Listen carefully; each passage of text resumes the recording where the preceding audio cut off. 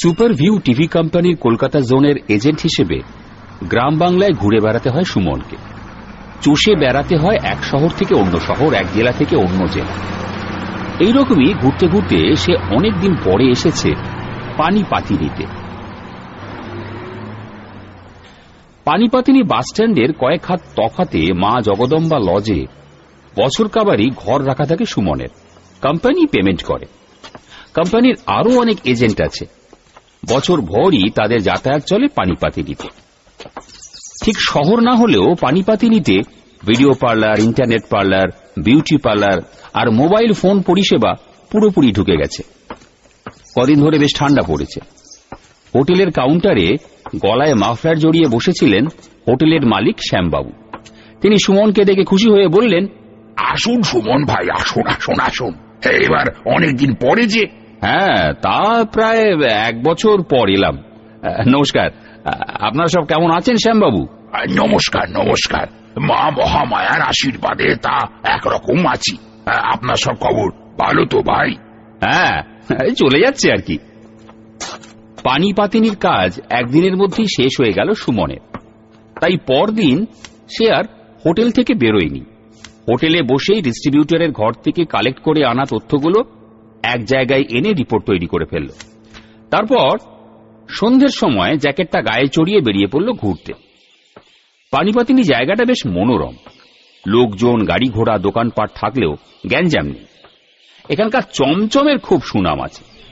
একটা দোকানে বড় দেখে খান 5 চমচম গপাগপ গিলে মনটা একেবারে খুশ হয়ে গেল সুমনের। হাঁটতে হাঁটতে বাস স্ট্যান্ড ছাড়িয়ে চলে এলো নদীঘার মোড়ে। এখান থেকে মিনিট 5 দূরে ডাকাতে কালীবাড়ি। তারপর মিনিট 2 হাঁটলেই ছায়াচিত্র সিনেমা হল। পানিপাতিনিতে এলে ছায়াচিত্র হলে নাইট শোয়ে একটা করে ছবি বাঁধা সুমনের। বাংলা, হিন্দি, ইংরেজি যখন যেমন হয়।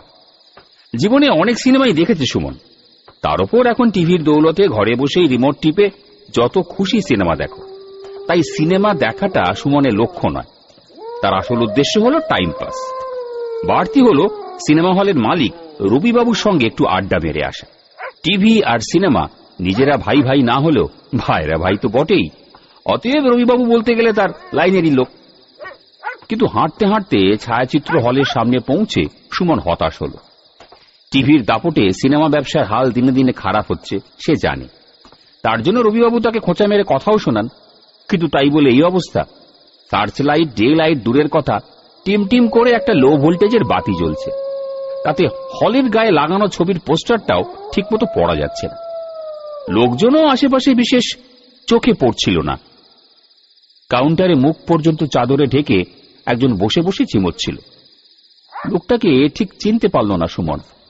গেটে যে লোকটা দাঁড়িয়ে আছে সেও অপরিচিত।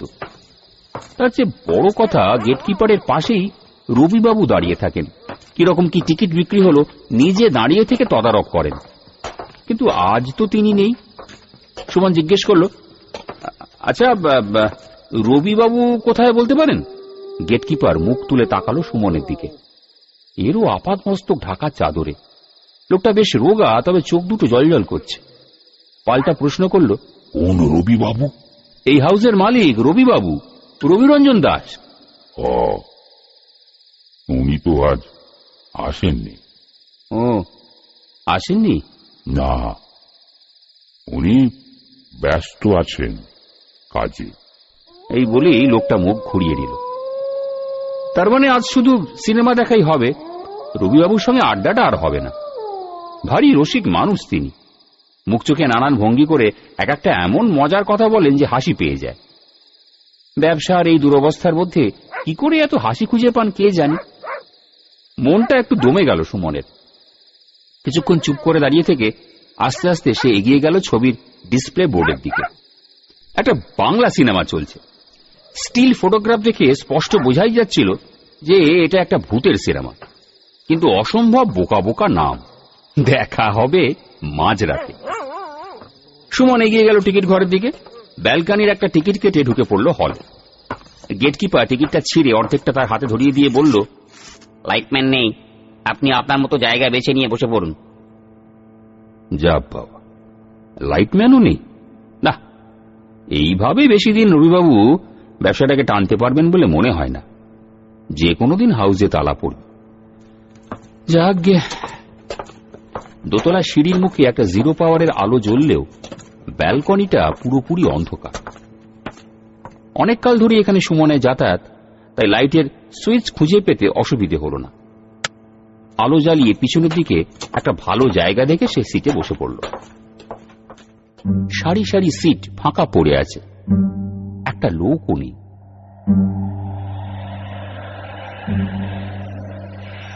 সুমনের গাটা হঠাৎ কিরকম ছমছম করে উঠল। প্রায় মিনিট 10 কেটে গেল। ওয়ার্নিং বেল পড়ল। ব্যালকনির গেট ঠেলে ভেতরে ঢুকে এলো কয়েকজন লোক।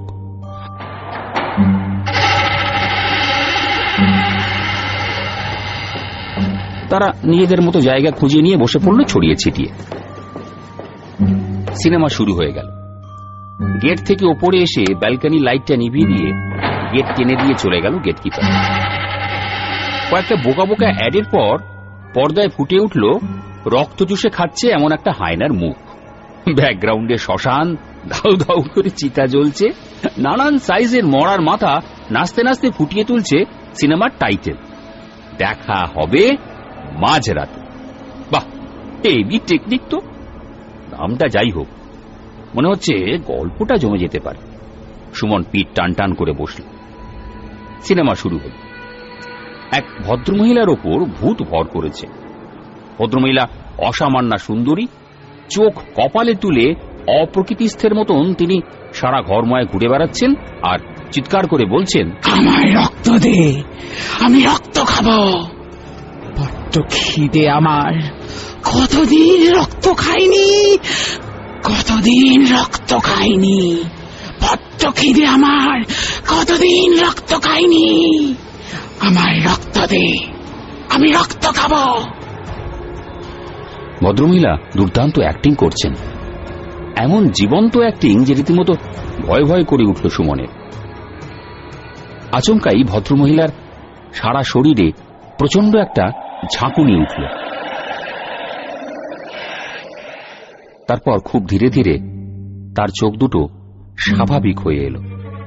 এরপর এদিক ওদিক ঘুরতে ঘুরতে ঠিক যেন সে ভদ্রমহিলা দুটো চোখ সুমনের চোখের সামনে এসে স্থির হয়ে গেল। আর কি ভীষণ সে চোখের দৃষ্টি! সুমন সহ্য করতে পারল না, তার চোখটা সরিয়ে দিল। ভদ্রমহিলা খিলখিল করে হেসে উঠল। মাথাটা কিরকম ভোঁ ভোঁ করে উঠল সুমনের। আর তারপরে সে চোখের সামনে যা দেখল, মাথাটি খারাপ হয়ে যাওয়ার জোগাড় হল তার। সুমন দেখল ভদ্রমহিলা সিনেমা হলের পর্দা থেকে শটান বেরিয়ে পা পা করে হাঁটতে হাঁটতে এগিয়ে আসছেন। হাত নাড়িয়ে স্পষ্ট তাকে লক্ষ্য করেই যেন বলছেন, আমি আসছি, আমি আসছি। তোর শরীরে অনেক রক্ত, গরম গরম টাটকা রক্ত। এই বলেই ভদ্রমহিলা তার জিভ চাটতে শুরু করলেন। কতদিন রক্ত খাইনি।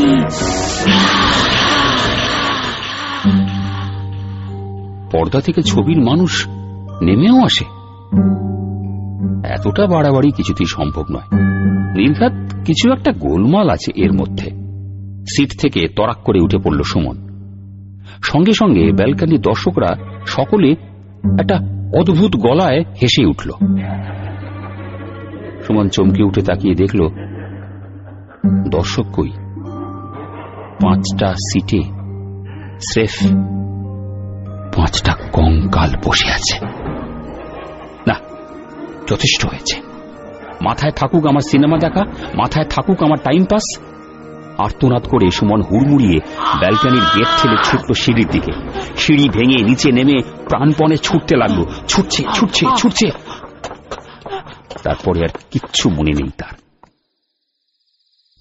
কতক্ষণ ঠিক বলতে পারবে না। আস্তে আস্তে জ্ঞানটা ফিরে এলো সুমনের। চোখ মেলে দেখল সে শুয়ে আছে। তখনও তার বুকটা উঠছে পড়ছে, আতঙ্কে গায়ের লোমগুলো খাড়া হয়ে আছে। ধর্মর করে উঠে বসল সে। ভারী গলায় কে যেন বলে উঠল, উঠবেন না সুমন ভাই, উঠবেন না, আর একটু শুয়ে থাকুন। সুমন বাঁদিকে ঘাটটা কাত করতেই দেখল মা জগদম্বা লজের শ্যামবাবু। সঙ্গে সঙ্গে মনে একটু ভরসা পেল সে। না না, ঠিক আছে, আমি কোথায় শ্যামবাবু? মন্দিরে। সুমন তাকিয়ে দেখল ঠিক তাই, ডাকাতে কালীবাড়ি মন্দিরে নাট মন্দির এটা। দূরে টিমটিম করে একটা প্রদীপ জ্বলছে, তার সামনে চাদরে গুটিসুটি মেরে বসে আছে একজন লোক। এই লোকটা শ্যামবাবুর চেলা। একটু আগে এই পথ দিয়ে সুমন যখন আতঙ্কে পাগলের মতো ছুটছিল, তখন সেই ছুটে গিয়ে তাকে ধরেছিল। তারপর মন্দির থেকে বেরিয়ে শ্যামবাবুও তার সঙ্গে হাত লাগান। শ্যামবাবু মন্দিরে তখন নিশীথ পূজায় বসেছিলেন। তারপরই সুমন অজ্ঞান হয়ে যায়। শ্যামবাবু জিজ্ঞেস করলেন, কি ব্যাপার সুমন ভাই, এদিকে কোথায় গিয়েছিলেন এই রাত বিরেতে? আর কে তাড়া করেছিল আপনাকে? ভয় পাবেন না, আপনি এখন মায়ের মন্দিরে, সম্পূর্ণ নির্ভয়ে সমস্ত খুলে বলুন। আরো কিছুক্ষণ লাগলো সুমনে নিজেকে সামলাতে। তারপর ভয়ে ভয়ে ঢোক গিলতে গিলতে সমস্ত ঘটনা সে খুলে বলল। সব শুনে শ্যামবাবু যেন আকাশ থেকে পড়লেন। হ্যাঁ, করেছেন কি? ছায়াচিত্র হল তো মাস 6 উপর বন্ধ, আর আপনি সেখানে গিয়েছিলেন সিনেমা দেখতে। আরে যাওয়ার আগে আমাকে বলবেন তো। হ্যাঁ, কি বলছেন আপনি? ছায়াচিত্র সিনেমা হল বন্ধ? হ্যাঁ, সে খুব দুঃখজনক ঘটনা। জানেন তো সিনেমার ব্যবসার হাল। ছায়াচিত্র হলের মালিক রবিবাবু হাউস চালাতে গিয়ে ধার দেনায় পুরো ডুবে গিয়েছিলেন। মহাজনদের জ্বালায় পানিপাতিনি থেকেই পালান তিনি। শোকে দুঃখে বিছানা নেন তার ওয়াইফ, পরে সুসাইড করে মারা যান।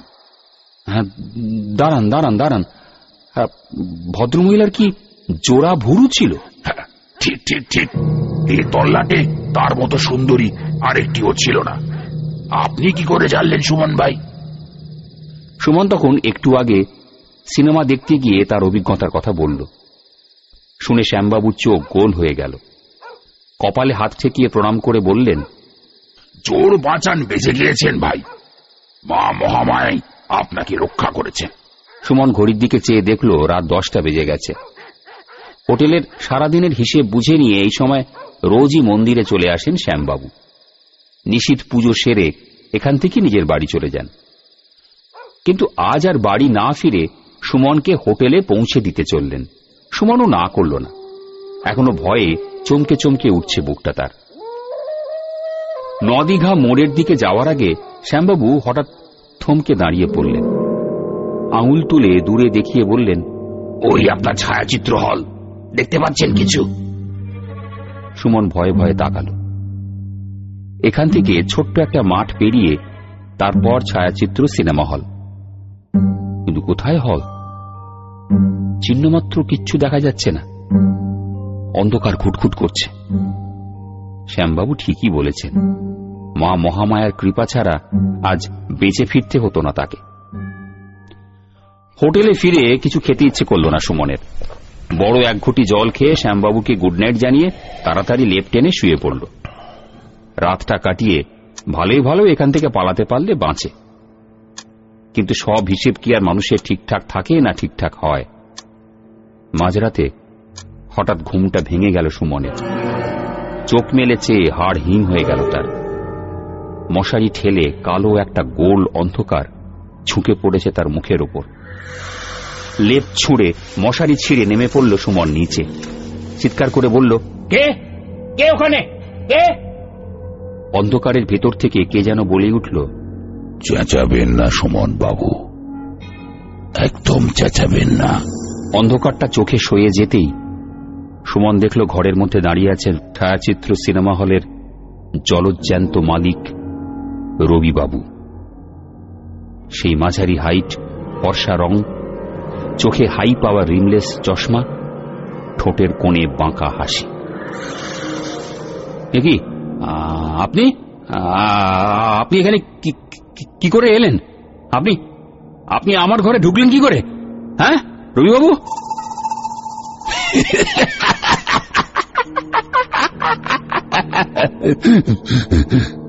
বলছি, তার আগে বলুন পালিয়ে এলেই কি বাঁচা যায় সুমন বাবু? আমার বউয়ের হাত থেকে বেঁচেছেন, কিন্তু এবার যে আমার টার্ন, তার জন্যই তো কিরকম দেখা হয়ে গেল আমাদের মাঝরাতে। ঠিক একটু আগে যে সিনেমাটা আপনি দেখছিলেন, দেখা হবে মাঝরাতে।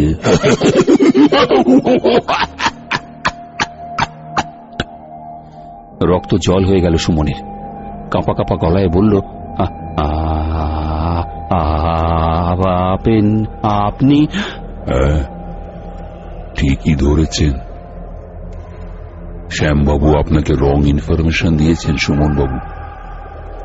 আমি বাড়ি থেকে পালাইনি, আমিও আমার মিসেসের মতো সুইসাইডই করেছিলাম।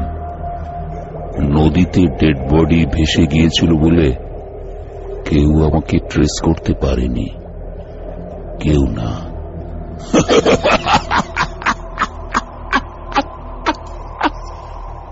শুনুন মশাই, আপনাকে একটু হেল্প করতে হবে আমায়। আমাকে? রাইট। আপনার সঙ্গে একটা পুরনো হিসেব চোকানোর আছে। এর জন্য আপনি পানি পাতি নিতে আসবেন বলে কবে থেকে হাঁ করে বসে আছি জানেন? হিসেব? এই তো এতক্ষণে আপনার মুখে একটা গোটা শব্দ ফুটেছে। যত নষ্টের গোড়া আপনারাই।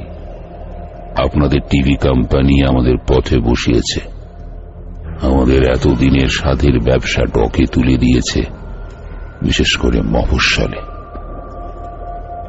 ওই মাল্টিপ্লেক্স আর এই টিভি চ্যানেল শেষ করে দিয়েছে আমাদের। কিন্তু আমরা শুধু একা শেষ হব কেন সুমন বাবু?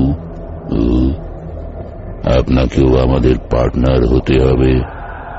ব্যাস, সব হিসেব সমান সমান।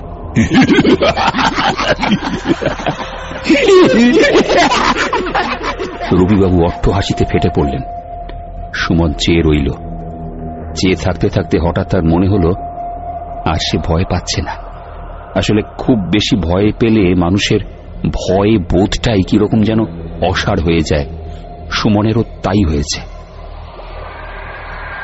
রবিবাবু আবার বললেন, কি সুমন বাবু, আমার প্রস্তাবটা পছন্দ হলো না বুঝি? হাঁ করে কি দেখছেন বলুন তো আমার মুখের দিকে? আপনি আমার পার্টনার হলে দুজনে মিলে আমার হাউসে বসে প্রাণ ভরে আড্ডা মারবো আর ভূতের সিনেমা দেখবো। আরে কি ভাবছেন, কি ভাবছেন মশাই? কিসের ধ্যান করছেন সুমন বাবু? আসলে মাথা থেকে সব ভয়, সব টেনশন বেরিয়ে গেলে তখন আসল কথাটাই মনে পড়ে যায় মানুষের। সুমনেরও মনে পড়ল মা মহামায়া। একবার না বলতেই বাঁচিয়েছ, আরেকবার নয় বাঁচালে। কি সুমন বাবু, আসুন, আমরা আমাদের কন্ট্রাক্টটা সাইন করে নি। কি আসুন সুমন বাবু। না না, কোনো কন্ট্রাক্ট, কোনো কিছু সাইন না, না না না না।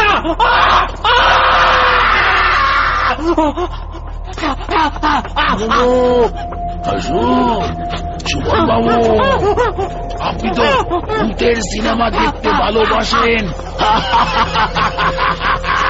সিনেমা তো বাকি রয়ে গেল।